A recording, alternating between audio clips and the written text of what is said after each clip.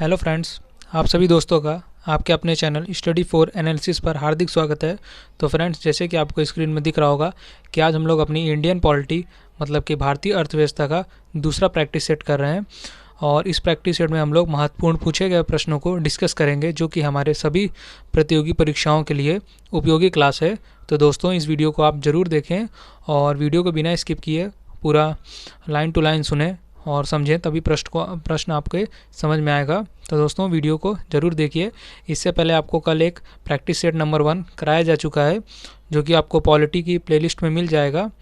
तो दोस्तों, आप जाके पॉलिटी के सेक्शन में प्लेलिस्ट में आप प्रैक्टिस सेट 1 को देख सकते हैं। और जब आप ये वीडियो पूरा देख लिया करिए, तब डिस्क्रिप्शन बॉक्स में जाके PDF फाइल के लिंक में क्लिक करके PDF फाइल को भी डाउनलोड करके ज़रूर पढ़ा करें। तो दोस्तों, चलिए हम लोग आज के अपने वीडियो को शुरू करते हैं। प्रश्न नंबर 1 है हमारा, भारत के संविधान के अंतर्गत किसी भी नागरिक को हमें बताना है। ऑप्शन नंबर ए, राष्ट्रपति द्वारा आपातकालीन परिस्थिति में उसके जीवन तथा स्वतंत्रता से वंचित किया जा सकता है। ऑप्शन नंबर बी, किन्हीं परिस्थितियों में भी उसके जीवन तथा स्वतंत्रता से वंचित नहीं किया जा सकता। ऑप्शन नंबर हमारा अब सी है, इसमें है कि केवल विधि द्वारा निर्धारित रीति के अनुसार जीवन तथा स्वतंत्रता से वंचित किया जा सकता है, या फिर ऑप्शन नंबर डी, इनमें से कोई नहीं। तो दोस्तों, इस क्वेश्चन का हमारा सही उत्तर हुआ है ऑप्शन नंबर हमारा सी, केवल विधि द्वारा निर्धारित रीति के अनुसार जीवन तथा स्वतंत्रता से वंचित किया जा सकता है। अगला प्रश्न अब प्रश्न नंबर दूसरा है, मौलिक अधिकारों का मुख्य उद्देश्य है। ऑप्शन नंबर ए, न्यायपालिका को स्वतंत्रता सुनिश्चित। ऑप्शन नंबर बी, समाजवादी व्यवस्था वाले समाज को बढ़ावा देना। ऑप्शन नंबर सी, व्यक्ति की स्वतंत्रता को सुनिश्चित करना। या फिर ऑप्शन नंबर डी, उपरोक्त सभी। तो इस प्रश्न का जो सही उत्तर होगा वह है हमारा ऑप्शन नंबर सी, व्यक्ति की स्वतंत्रता को सुनिश्चित करना। प्रश्न नंबर 3 है, इसमें पूछा गया है कि निम्नलिखितों में से कौन सा व्यक्ति स्वतंत्रता का संरक्षक है। ऑप्शन नंबर ए, परमादेश आलेख। ऑप्शन नंबर हमारा सी है, मतलब बी है, बंदी प्रत्यक्षीकरण लेख। ऑप्शन नंबर सी, अधिकार प्रक्षालेख। या फिर ऑप्शन नंबर डी, उत्प्रेषण। तो इस प्रश्न का जो सही उत्तर होगा वह है ऑप्शन नंबर बी, बंदी प्रत्यक्षीकरण लेख, मतलब कि हैबियस कॉर्पस। प्रश्न नंबर 4 है, निम्नलिखित में से कौन सा अधिकार भारत में केवल नागरिकों को उपलब्ध है। ऑप्शन नंबर ए, भाषण की स्वतंत्रता। ऑप्शन नंबर बी है हमारा समुदाय और संघ बनाने की स्वतंत्रता। इसके बाद ऑप्शन नंबर सी है, बिना शास्त्र शांतिपूर्वक एकत्रित होने की स्वतंत्रता। या फिर ऑप्शन नंबर डी, उपरोक्त सभी। तो इस प्रश्न का जो सही उत्तर होगा वह है ऑप्शन नंबर डी, उपरोक्त सभी। अगला प्रश्न है अब प्रश्न नंबर 5 है, इसमें पूछा गया है कि भारतीय संविधान में प्रदत्त मूलभूत अधिकारों को निलंबित करने वाली सत्ता है। ऑप्शन नंबर ए, राष्ट्रपति। अगला है हमारा ऑप्शन नंबर बी, संसद। ऑप्शन नंबर सी, प्रधानमंत्री। या फिर option number D, supreme court. तो इस प्रश्न का जो सही उत्तर होगा वह ऑप्शन नंबर बी, हमारा संसद। प्रश्न नंबर 6 है, संविधान द्वारा प्रदत्त मौलिक अधिकारों में संशोधन करने का अधिकार किसे प्राप्त है या फिर किसके पास है। ऑप्शन नंबर ए, राष्ट्रपति। ऑप्शन नंबर बी, सर्वोच्च न्यायालय। ऑप्शन नंबर सी, हमारा संसद। या फिर ऑप्शन नंबर डी, इनमें से कोई नहीं। तो इस प्रश्न का जो सही उत्तर होगा वह है ऑप्शन नंबर सी, संसद को संविधान में संशोधन करने का अधिकार प्राप्त है। प्रश्न नंबर 7 है, निम्नलिखितों में से कौन सा व्यक्ति स्वतंत्रता का संरक्षक है। ऑप्शन नंबर ए, परमादेश लेख। ऑप्शन नंबर बी है हमारा बंदी प्रत्यक्षीकरण लेख। ऑप्शन नंबर सी, अधिकार प्रक्षालेख। या फिर ऑप्शन नंबर डी, उत्प्रेषण। तो इस प्रश्न का सही उत्तर होगा ऑप्शन नंबर बी, बंदी प्रत्यक्षीकरण लेख। प्रश्न नंबर 8 है, इसमें पूछा गया है कि संविधान शोषण के विरुद्ध अधिकार किसे प्रदान करता है। ऑप्शन नंबर ए, हमारा बच्चों को। ऑप्शन नंबर बी है महिलाओं को। ऑप्शन नंबर सी है दलितों को। या फिर ऑप्शन नंबर डी, आ तथा बा दोनों, मतलब कि हमारा ए और बी दोनों। तो इस प्रश्न का सही उत्तर हो जाएगा हमारा ऑप्शन नंबर ए है, बच्चों को। प्रश्न नंबर 9 है, इसमें पूछा गया कि भारतीय संविधान के अंतर्गत मौलिक अधिकारों को लागू करने का उत्तरदायित्व किसका है। ऑप्शन नंबर ए, उच्च न्यायालयों का। ऑप्शन नंबर बी है हमारा सभी न्यायालयों का। ऑप्शन नंबर सी, सर्वोच्च न्यायालय। या फिर ऑप्शन नंबर डी, ए तथा सी दोनों। तो इस प्रश्न का सही उत्तर होगा ऑप्शन नंबर डी, ए तथा सी दोनों, मतलब कि सर्वोच्च न्यायालय और उच्च न्यायालय दोनों को प्राप्त है। प्रश्न नंबर अब 10 है, प्रश्न नंबर 10 है, राज्यों को भाषा के आधार पर गठित करने के हेतु 1948 में गठित प्रथम आयोग अध्यक्ष कौन था? ऑप्शन नंबर ए है हमारा justice Wanchoo, option number B है justice MC Mahajan, option number C है जस्टिस AK धर, या फिर ऑप्शन नंबर हमारा डी है इनमें से कोई नहीं। तो इस प्रश्न का जो सही उत्तर होगा वह ऑप्शन नंबर हमारा सी जस्टिस SK धर।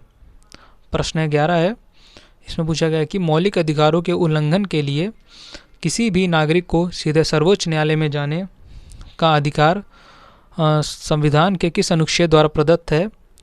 तो इस प्रश्न का हमारा मतलब कि उत्तर क्या होगा? ऑप्शन नंबर ए है अनुच्छेद 19 द्वारा, ऑप्शन बी है अनुच्छेद 32 द्वारा, ऑप्शन नंबर सी अनुच्छेद 34 द्वारा, या फिर अनुच्छेद ऑप्शन नंबर डी 39 द्वारा। तो इस प्रश्न का सही उत्तर होगा ऑप्शन नंबर बी अनुच्छेद 32 के द्वारा अधिकार प्राप्त है। प्रश्न नंबर 12 है, इसमें पूछा गया है कि संविधान द्वारा प्रदत्त सांस्कृतिक एवं शिक्षण अधिकारों का मुख्य उद्देश्य क्या है? तो इस पर ऑप्शन नंबर ए है भारत की संपन्न सांस्कृतिक विरासत को बनाए रखना, ऑप्शन नंबर बी है एक सूत्रीय भारतीय संस्कृति का विकास करना, ऑप्शन नंबर हमारा अगला है ऑप्शन नंबर सी है अल्पसंख्यकों को अपनी संस्कृति बनाए रखने में सहायता देना। अगला प्रश्न है, प्रश्न नंबर है डी है उपर्युक्त सभी। इस प्रश्न का सही उत्तर होगा ऑप्शन नंबर हमारा अल्पसंख्यकों को अपनी संस्कृति बनाए रखने में सहायता प्रदान करना। अगला प्रश्न है, प्रश्न नंबर 13 है, इसमें पूछा गया है कि प्रश्न नंबर 13 है, इस समय संपत्ति का अधिकार वस्तुतः है? ऑप्शन नंबर ए कानूनी अधिकार है, ऑप्शन नंबर बी मानवीय अधिकार है, ऑप्शन नंबर सी मौलिक अधिकार है, या फिर ऑप्शन नंबर डी प्राकृतिक अधिकार है। तो ऑप्शन नंबर इसका हमारा सही होगा ऑप्शन नंबर ए कानूनी अधिकार है हमारा संपत्ति का अधिकार। प्रश्न नंबर 14 है, सरकार ने अस्पृश्यता को समाप्त करने के लिए संविधान के किस अनुच्छेद के अंतर्गत कार्रवाई की है? ऑप्शन नंबर ए है हमारा अनुच्छेद 16, ऑप्शन नंबर बी अनुच्छेद 17, ऑप्शन नंबर सी अनुच्छेद 18, फिर ऑप्शन नंबर डी अनुच्छेद 20। तो प्रश्न का सही उत्तर होगा ऑप्शन नंबर बी अनुच्छेद 17। अगला प्रश्न है, प्रश्न नंबर है 13 है, प्रश्न नंबर 15 है, भारत सरकार ने भारत रत्न तथा पद्मश्री की उपाधियां संविधान के किस अनुच्छेद के अंतर्गत प्रारंभ की हैं? ऑप्शन नंबर ए है अनुच्छेद 14, ऑप्शन नंबर बी अनुच्छेद 18, ऑप्शन नंबर सी है अनुच्छेद 25, या फिर ऑप्शन नंबर डी हमारा अनुच्छेद 28। तो इस प्रश्न का जो सही उत्तर होगा वह हमारा ऑप्शन नंबर बी अनुच्छेद 18। प्रश्न नंबर 16 है, इसमें हमारा पूछा गया है कि निवारक निरोध अधिनियम किस अधिकार पर प्रतिबंध लगाता है? हमारा ऑप्शन नंबर ए है धार्मिक स्वतंत्रता अधिकार पर, ऑप्शन नंबर बी है संवैधानिक संरक्षण अधिकार पर, ऑप्शन नंबर सी है स्वतंत्रता अधिकार संरक्षण पर, ऑप्शन नंबर डी समानता अधिकार पर। इस प्रश्न का जो हमारा सही उत्तर हो जाएगा वह है ऑप्शन नंबर सी स्वतंत्रता अधिकार पर। अगला प्रश्न है, अब प्रश्न नंबर 17 है, इसमें पूछा गया है कि शोषण के विरुद्ध अधिकार के अंतर्गत है? ऑप्शन नंबर ए मनुष्य के क्रय विक्रय पर प्रतिबंध लगाया गया है, ऑप्शन नंबर बी बेगार पर प्रतिबंध, ऑप्शन नंबर सी 14 वर्ष से कम आयु के बच्चों को कारखानों इत्यादि में काम करने पर प्रतिबंध, या फिर हमारा ऑप्शन नंबर डी उपरोक्त सभी। तो इस प्रश्न का जो सही उत्तर होगा वह ऑप्शन नंबर डी उपरोक्त सभी। अगला प्रश्न है, प्रश्न नंबर 18 है, इसमें पूछा गया है कि भारत का नागरिक बनने के लिए निम्न में से कौन सी शर्त गलत है? तो हमें गलत शर्त बतानी है। ऑप्शन नंबर हमारा ए मतलब कि ए है जन्म द्वारा नागरिकता, ऑप्शन नंबर बी है वंशानुगत नागरिकता, ऑप्शन नंबर सी संपत्ति अर्जन द्वारा नागरिकता, या फिर ऑप्शन नंबर डी है नागरिकरण द्वारा नागरिकता। तो इस प्रश्न का सही उत्तर होगा ऑप्शन नंबर सी संपत्ति अर्जन द्वारा नागरिकता। मतलब कि हम भारत के किसी बैंक में अगर संपत्ति कोई विदेशी नागरिक जमा करता है तो वह भारत का नागरिक नहीं माना जाएगा। यह नागरिकता की लागू मतलब कि हासिल करने की विधि नहीं है।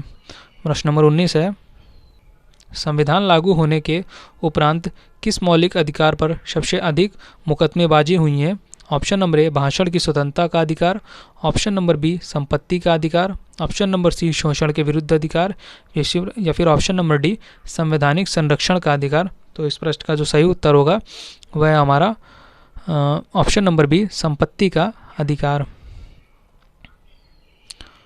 प्रश्न नंबर 20 है, संविधान के अनुच्छेद 19 में दी गई स्वतंत्रताओं में से कौन सी स्वतंत्रता को समाप्त कर दिया गया है? ऑप्शन नंबर ए बोलने की स्वतंत्रता, ऑप्शन नंबर बी शांतिपूर्वक बिना हथियारों के एकत्रित होने की सभा करने की स्वतंत्रता, ऑप्शन नंबर सी है हमारा देश के किसी भी क्षेत्र में निवास करने और बसने की स्वतंत्रता, या फिर ऑप्शन नंबर डी संपत्ति का अधिकार। तो इस प्रश्न का जो सही उत्तर होगा वह है ऑप्शन नंबर डी संपत्ति का अधिकार। ऑप्शन नंबर 21 है, स्वतंत्रता के अधिकार को किस आधार पर सीमित किया जा सकता है? ऑप्शन नंबर ए राज्य की सुरक्षा के हित में, ऑप्शन नंबर बी दूसरे देशों के साथ मित्रतापूर्ण संबंधों के लिए, ऑप्शन नंबर सी है सार्वजनिक व्यवस्था के लिए, या फिर ऑप्शन नंबर डी उपरोक्त सभी के आधार पर। तो इसका जो सही उत्तर होगा वह ऑप्शन नंबर डी उपरोक्त सभी के आधार पर। प्रश्न नंबर 22 है, डॉक्टर बी.आर. अम्बेडकर ने किस मौलिक अधिकार को संविधान के हृदय तथा आत्मा की संज्ञा दी? ऑप्शन नंबर ए है समानता का अधिकार, ऑप्शन नंबर बी धार्मिक स्वतंत्रता का अधिकार, ऑप्शन नंबर सी संवैधानिक संरक्षण का अधिकार, या फिर ऑप्शन नंबर डी उपयुक्त सभी। तो इस प्रश्न का जो सही उत्तर होगा वह है हमारा ऑप्शन नंबर सी संवैधानिक संरक्षण का अधिकार। प्रश्न नंबर 23 है, संपत्ति के अधिकार को मौलिक अधिकार की सूची से किस संशोधन द्वारा हटाया गया? ऑप्शन नंबर ए 42वें, ऑप्शन नंबर बी 44वें, ऑप्शन नंबर सी 52वें, या फिर ऑप्शन नंबर डी इनमें से कोई नहीं। तो इस प्रश्न का सही उत्तर होगा हमारा ऑप्शन नंबर बी 44वें संविधान संशोधन के द्वारा। प्रश्न नंबर 24 है, भारत की नागरिकता के लिए प्रार्थना पत्र देने से पूर्व किसी भी व्यक्ति का भारत में कितनी अवधि का निवास आवश्यक है? ऑप्शन नंबर ए 3 वर्ष, ऑप्शन नंबर बी 5 वर्ष, ऑप्शन नंबर सी 7 वर्ष, या फिर ऑप्शन नंबर डी 10 वर्ष। तो इस प्रश्न का सही उत्तर होगा ऑप्शन नंबर सी 7 वर्ष। प्रश्न नंबर हमारा 25 है, भारत का संविधान ऑप्शन नंबर ए इकहरी नागरिकता प्रदान करता है, ऑप्शन नंबर बी है दोहरी नागरिकता प्रदान करता है, ऑप्शन नंबर सी नागरिकता से संबंधित कोई भी प्रावधान नहीं करता, या फिर ऑप्शन नंबर डी बहुसूत्रीय नागरिकता प्रदान करता है। तो इस प्रश्न का जो सही उत्तर होगा वह है हमारा ऑप्शन नंबर ए इकहरी नागरिकता प्रदान करता है। अगला प्रश्न है प्रश्न नंबर 26 है, इसमें हमारा पूछा गया है कि कौन सी संस्था देश की पंचवर्षीय योजना को स्वीकृति प्रदान करने वाली सर्वोच्च संस्था है? ऑप्शन नंबर ए केंद्रीय मंत्रिमंडल, ऑप्शन नंबर बी योजना आयोग, ऑप्शन नंबर सी राष्ट्रीय विकास परिषद, या फिर ऑप्शन नंबर डी हमारा संसद। तो इस प्रश्न का जो सही उत्तर होगा वह हमारा ऑप्शन नंबर सी राष्ट्रीय विकास परिषद। प्रश्न नंबर 27 है, किसकी सिफारिश पर भारत की संचित निधि से राज्यों को सहायता अनुदान दी जाती है? तो इस प्रश्न का जो सही उत्तर होगा हमारा वह ऑप्शन नंबर ए लोक लेखा समिति, ऑप्शन नंबर बी वित्त आयोग, ऑप्शन नंबर सी योजना आयोग, या फिर ऑप्शन नंबर डी हमारा महालेखा परीक्षक। तो इस प्रश्न का सही उत्तर होगा वह ऑप्शन नंबर बी वित्त आयोग। अगला प्रश्न है प्रश्न नंबर 28 है, मंत्रिमंडल सचिवालय किसके अधीन है? ऑप्शन नंबर ए प्रधानमंत्री, ऑप्शन नंबर बी संसदीय मंत्री, ऑप्शन नंबर सी है हमारा केंद्रीय गृह मंत्री, या फिर ऑप्शन नंबर डी कैबिनेट सचिव। तो इस प्रश्न का जो सही उत्तर होगा हमारा ऑप्शन नंबर ए प्रधानमंत्री के अधीन है। प्रश्न नंबर हमारा 29 है, भारत की सर्वप्रथम चलती फिरती अदालत का शुभारंभ कहाँ हुआ है? तो इस प्रश्न का जो हमें सही उत्तर बताना है वह option number A Rajasthan, option number B Gujarat, option number C Madhya Pradesh, या फिर ऑप्शन नंबर डी हरियाणा। तो इस प्रश्न का जो सही उत्तर हुआ है हमारा ऑप्शन नंबर डी हरियाणा में अभी चलती फिरती अदालत शुरू की गई है। प्रश्न नंबर 30 है, शिशुओं के अधिकारों के संरक्षण से संबंधित राष्ट्रीय आयोग का सभापति कौन है?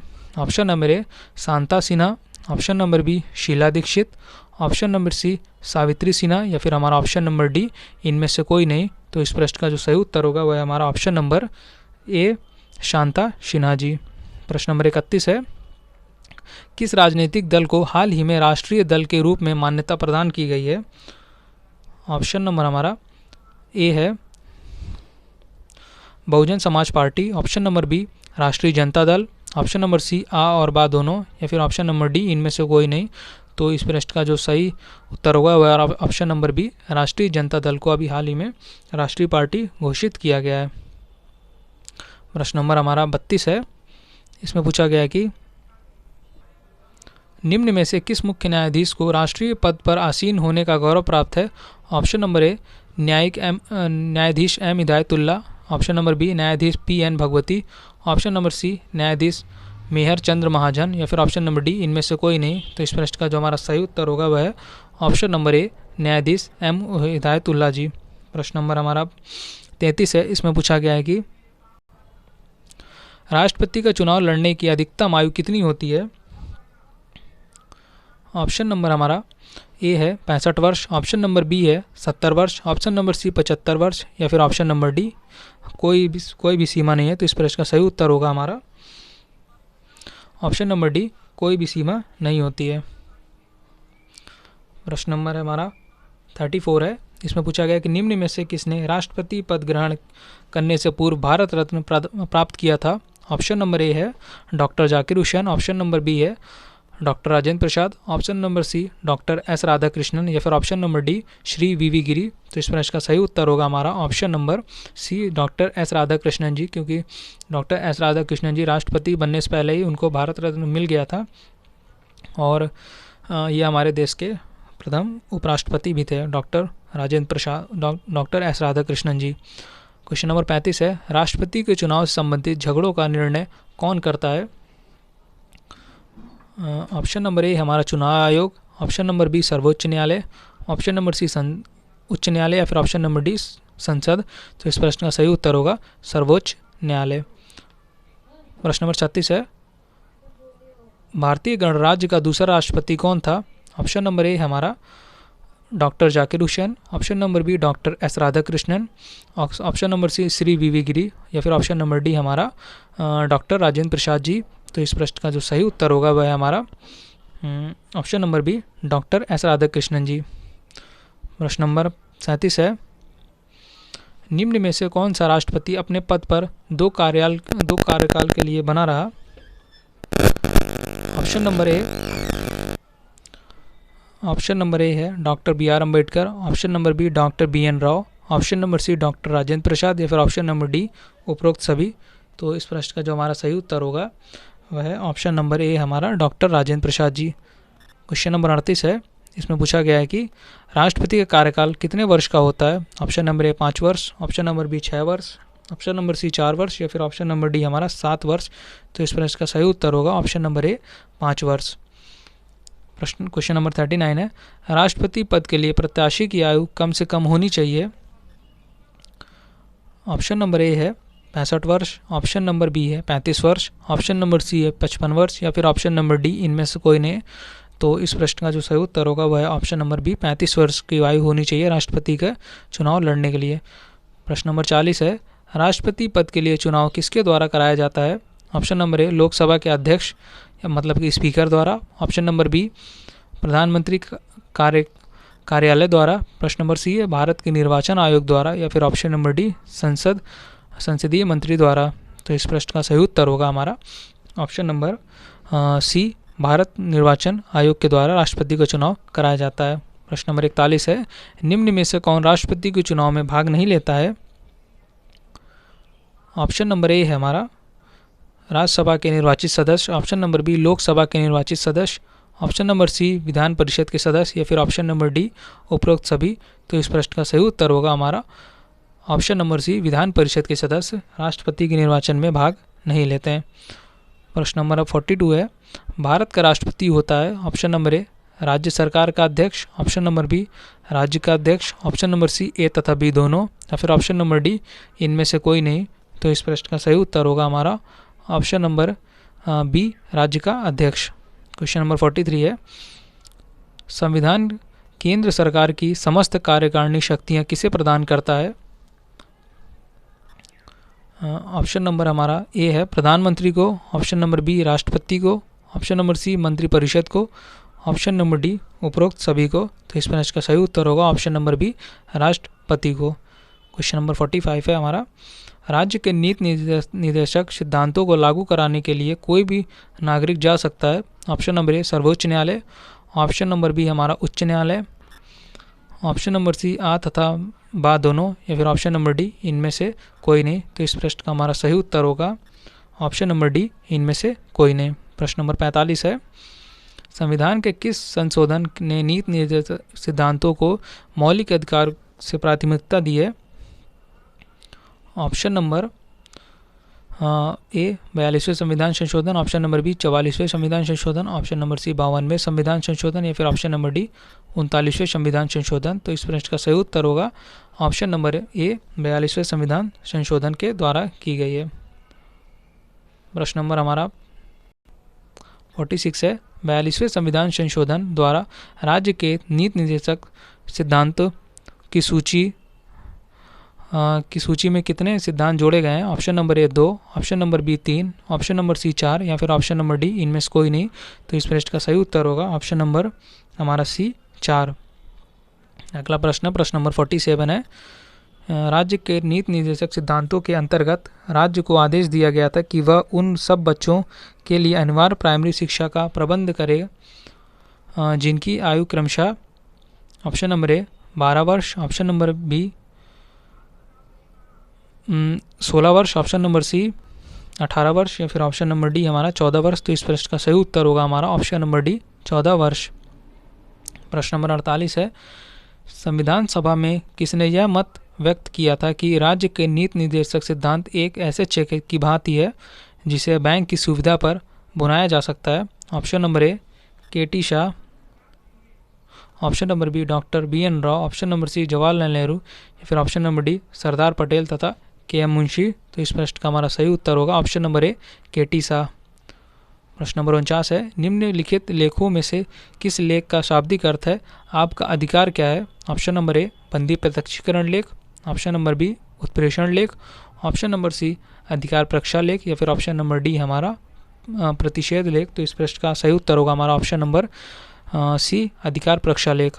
और आज की वीडियो का हमारा अंतिम प्रश्न है, प्रश्न नंबर 50, निम्नलिखित लेखों में किस लेख का अर्थ है आप चाहे तो शरीर ले सकते हैं? ऑप्शन नंबर ए बंदी प्रत्यक्षीकरण लेख, ऑप्शन नंबर बी परमादेश लेख, ऑप्शन नंबर सी अधिकार प्रक्षा, या फिर ऑप्शन नंबर डी उत्प्रेषण लेख। तो इस प्रश्न का हमारा सही उत्तर होगा ऑप्शन नंबर ए बंदी प्रत्यक्षीकरण लेख। तो दोस्तों ये थे आज के हमारे टॉप 50 क्वेश्चंस पॉलिटी के, और ये हमारा प्रैक्टिस सेट दूसरा था। आगे भी आपको ऐसे प्रैक्टिस सेट मिलते रहेंगे। तो दोस्तों अगर वीडियो को मतलब कि आप बार बार देखिए, और वीडियो देखने के बाद डिस्क्रिप्शन बॉक्स में जाके PDF फाइल के लिंक में क्लिक करके आप PDF फाइल को भी डाउनलोड करके पढ़ सकते हैं। तो दोस्तों आप अपना स्कोर ज़रूर बताइएगा कि आप 50 क्वेश्चंस में आपके कितने क्वेश्चन सही हुए हैं और कितने गलत हुए हैं। तो दोस्तों आज की वीडियो में इतना ही। अगर आपको वीडियो अच्छी लगी हो तो वीडियो को लाइक, शेयर और अपने चैनल स्टडी फॉर एनालिसिस को सब्सक्राइब जरूर करिए। आप सभी दोस्तों का thank you for watching video.